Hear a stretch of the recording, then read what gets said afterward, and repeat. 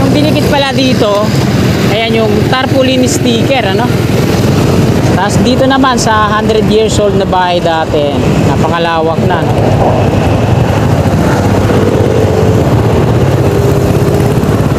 Paltok Street po yan dyan. So ito na po yung 100 years old na bahay dati. Bali, naporing na ang kapal, no? At magiging exit po yan dito. Bali, 4 na span na to mula dun sa may steel box girders, no? Super T, Asto type. Dun sa may Asto type 4 concrete girders na ginamitan nila, nagre-rebar na rin pala sila dun sa deck slab. And yung mga Asto type 4, hindi na nilagyan ng mga steel deck platform, no? Diretso na rebar cage.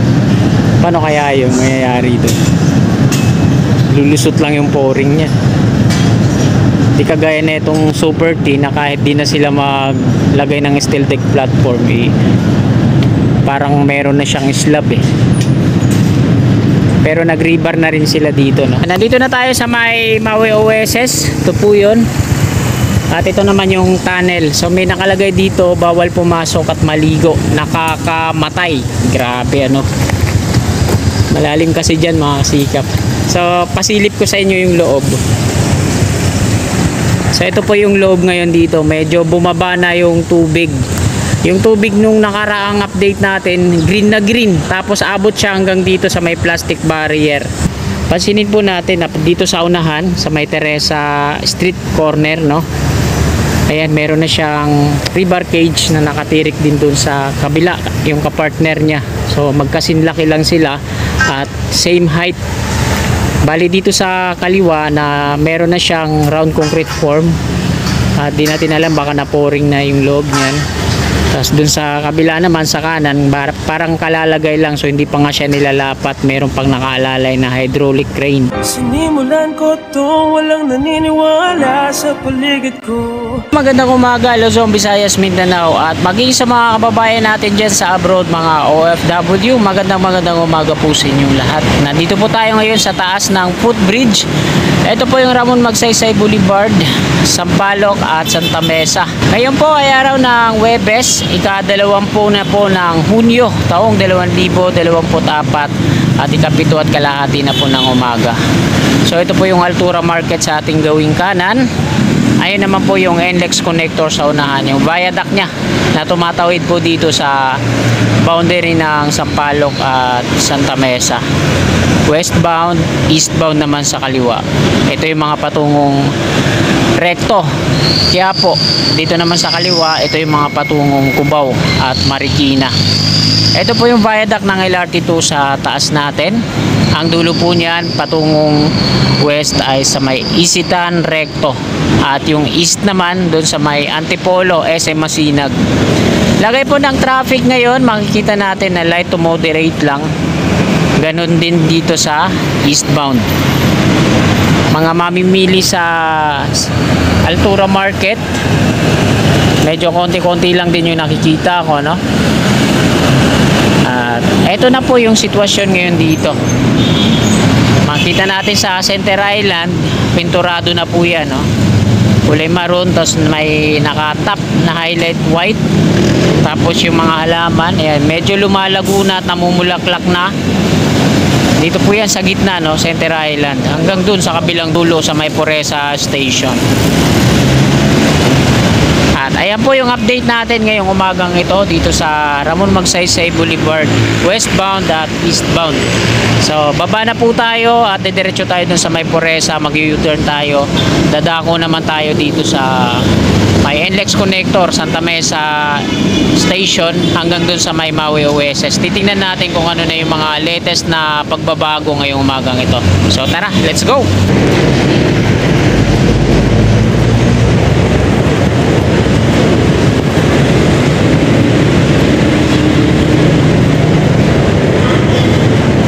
Nagpe-prepare pa lang yung mga DPS Manila. Sila yung naglilinis po dito, no?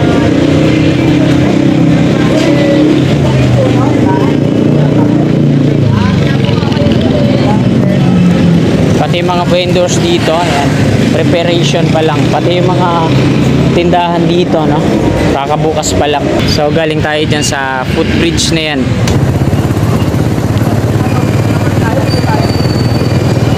Yan, nandito na tayo mga kasikap sa Ramon Magsaysay Boulevard westbound. Ito po yung Altura Market. At ito naman yung Center Island. Pinturado na po yan. Ayan naman yung viaduct ng NLEX Connector. Galing dito sa westbound patungo dun sa east. So nagre-rebarcage na sila dun sa deck slab sa pang-apat na span. Yung dinikit pala dito, ayan yung tarpaulin sticker, ano? Tapos dito naman sa 100 years old na bahay dati, napakalawak na, no?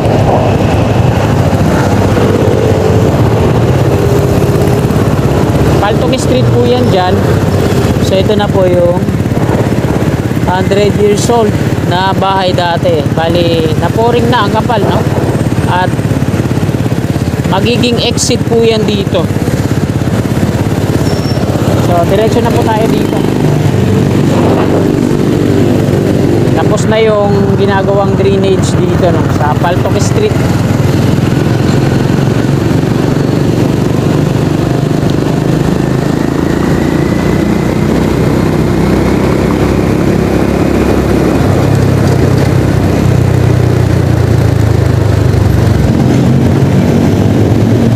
So nandito na tayo mga kasikap sa Ramon Magsaysay Boulevard eastbound.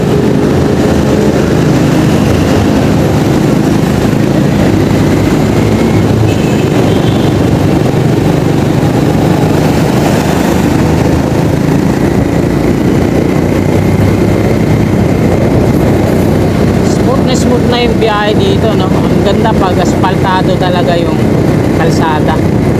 Wala bang mga road markings na nilalagay dito, no? At kakanan po muna ako dito, Old Santa Mesa Street. Dito na sila, ginagawa na nila yung drainage papasok dito. Yung port dito sa may kanto, no? Barangay 623 Zone 3. So kakaliwa muna ako dito.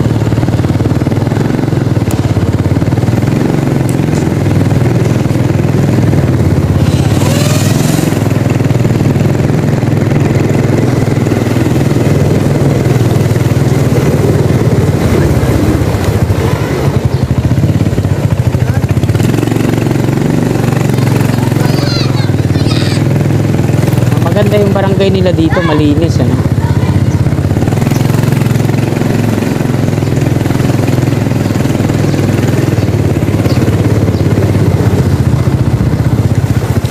Tapos walang mga pagalang-galang mga aso. Pusa lang. Ito si Miming, oh, nagpapainit.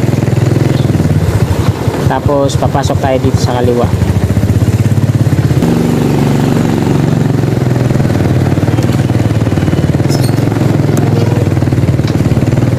Tapos papark tayo dito saglit. Ayan mga kasikap, nandito na tayo sa may Santa Mesa station ng PNR. So ito po yun. Ito yung coping beam na ginagawa nila ng rebar cage sa taas. Ito yung poste ng NGCP. So tumbok na tumbok to dito sa ano, sa ito yung mga kabahayan na madidemolish para sa North-South Commuters Railway Project or NSCR. So ayan, laki ng rebar cage na to para sa pier. Ito yung mga kabahayan diretso dun, demolish yan.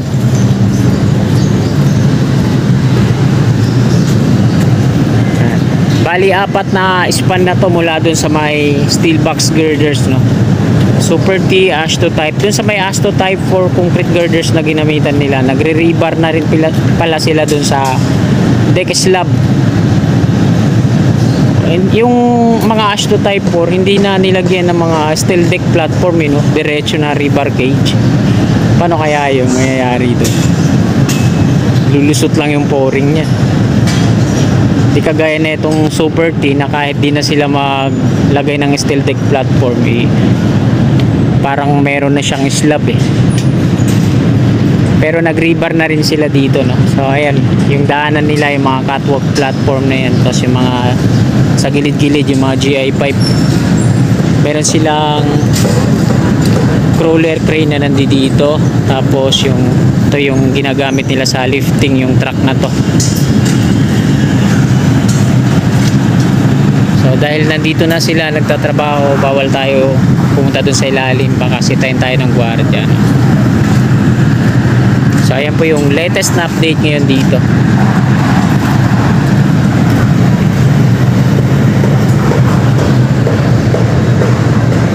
So ayan mga kasikap, nakuna na po natin ang update dito, no?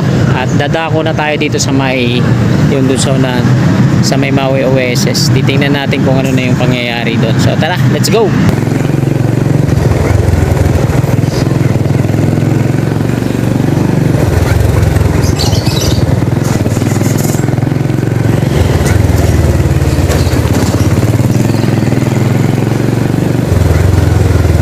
Lugawan sa Hipodromo.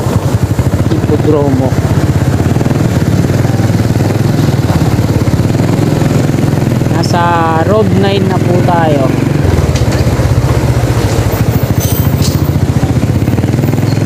Road 9 Street. Ito yung simbahan ng Nuestra Señora de Salvacion. Ano na si street na to mga kasikap?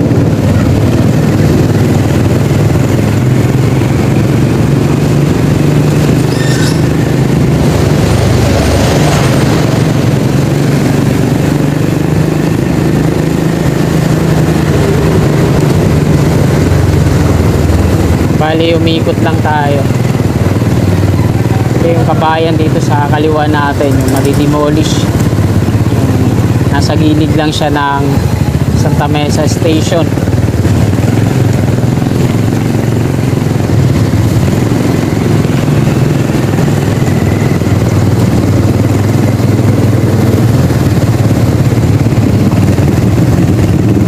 PUP po sa kanan.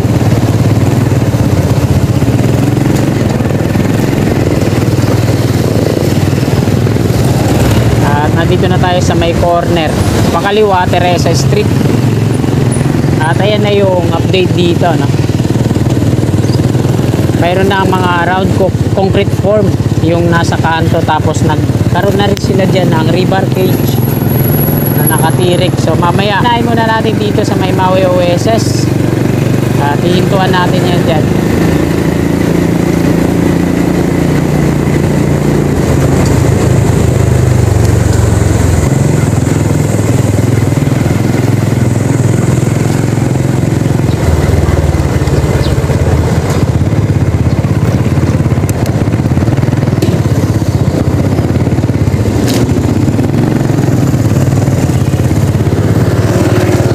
Ayan, nandito na tayo sa may Maui OSS. Ito po yun. At ito naman yung tunnel. So may nakalagay dito, bawal pumasok at maligo, nakakamatay. Grabe, ano. Malalim kasi dyan mga kasikap. So pasilip ko sa inyo yung loob. So ito po yung loob ngayon dito. Medyo bumaba na yung tubig. Yung tubig nung nakaraang update natin, green na green. Tapos abot siya hanggang dito sa may plastic barrier. Tapos punong-puno yung ilalim niyan. Malalim pa yan mga kasikap kahit ganyan na yan. Kasi mantakin nyo yung isang kotse, meron pang 2 meters na lagpas. Mantakin nyo. Lalim pa yan dyan sa pinakababa niya. At ayan naman yung construction ng Section 2A. Tinanggalan na ng mga forma maging dun sa pangatlong pier columns. Barangay Development Center sa likod. At ito yung mga pile boring machine nila.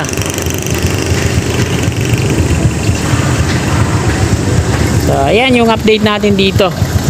Bali dako na tayo dito sa may dinaanan natin.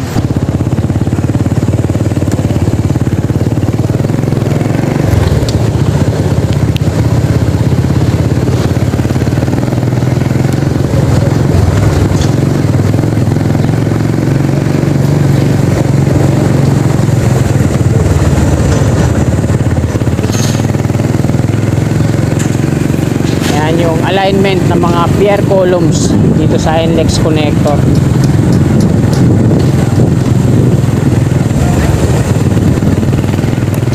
So dito tayo sa may leading.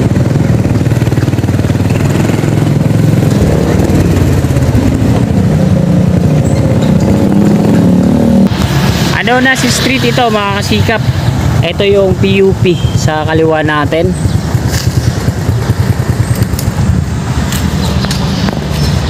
At ito na po yung NLEX connector. Ito yung mga rebar cage alignment mula dun sa may sa may Ramon Magsaysay Boulevard. Patungo yan dito sa may Maui OSS tunnel, no, kung saan sila magdi-link ng Skyway Stage 3 Section 2A naman. Pansinin po natin na pinaka dito sa unahan sa may Teresa Street corner, no. Ayan, meron na siyang rebar cage na nakatirik din doon sa kabila, yung kapartner niya. So magkasinlaki lang sila at same height. Bali dito sa kaliwa na meron na siyang round concrete form.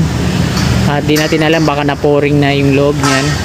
Tapos dun sa kabila naman sa kanan, parang kalalagay lang, so hindi pa nga siya nilalapat. Meron pang nakaalalay na hydraulic crane. Tapos ito naman yung na-pouring na. Yan. Ganyan kataas yung height na pinaka-fix na height ng pier. So ang taas tapos gagawa pa sila ng another na rebar cage sa kabila naman, kagaya po nun.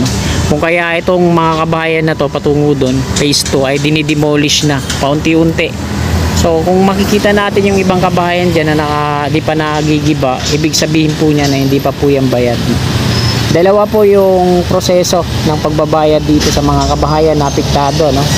Sa lupa nila, ang NLEX po ang nagbabayad. Tapos sa mga bahay naman nila, yung ginigiba na, ayan naman yung DPWH.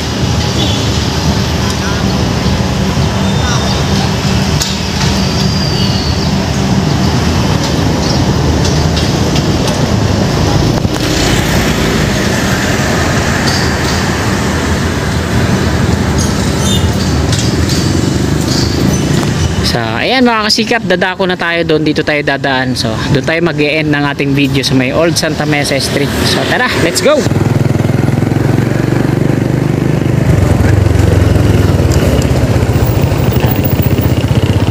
PUP yun.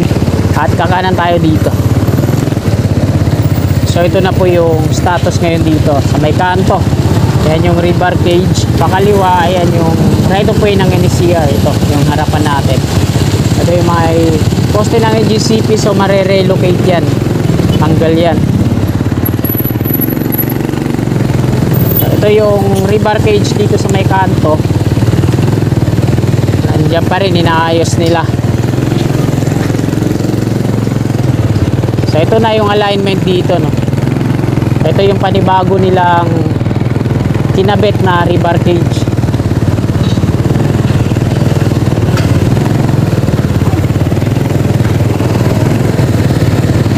Tapos tuloy-tuloy pa rin yung demolition dito, no. Ang dami mga catwalk platform dito tinanggal. So ayan mga kasikap po, pantay na yung height ng rebar cage. Sa kanan meron ng round concrete form at ito yung bagong tayo nila. Meron pang nakalalay na hydraulic crane. Patungo yan doon, same yung gagawin nila na partner.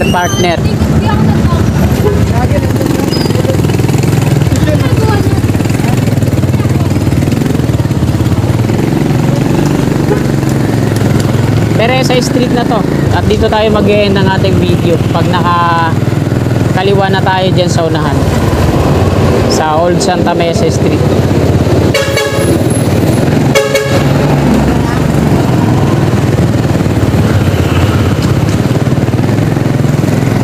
Grabe alingabok.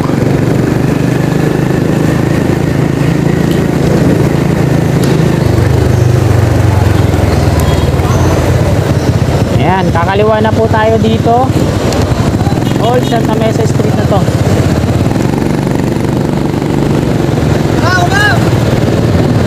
At Ramon Magsaysay Boulevard niyan dun sa unahan. So ayan mga kasikap, dito na po nagtatapos tong update natin ngayong umaga.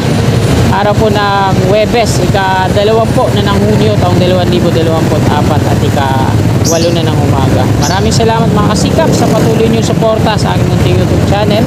Bago niyo po sana itong video na to, sana palike po. At sa mga kasikap natin na willing po sumuporta, hindi pa nakakapag-subscribe, i-click lang natin yung subscribe button dyan sa baba sa gawing kanan at yung katabi niyang bell para always na manonotify tayo sa aking mga bagong upload.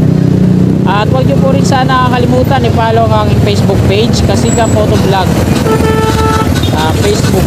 Maraming salamat, magandang umaga at God bless po sa ating lahat.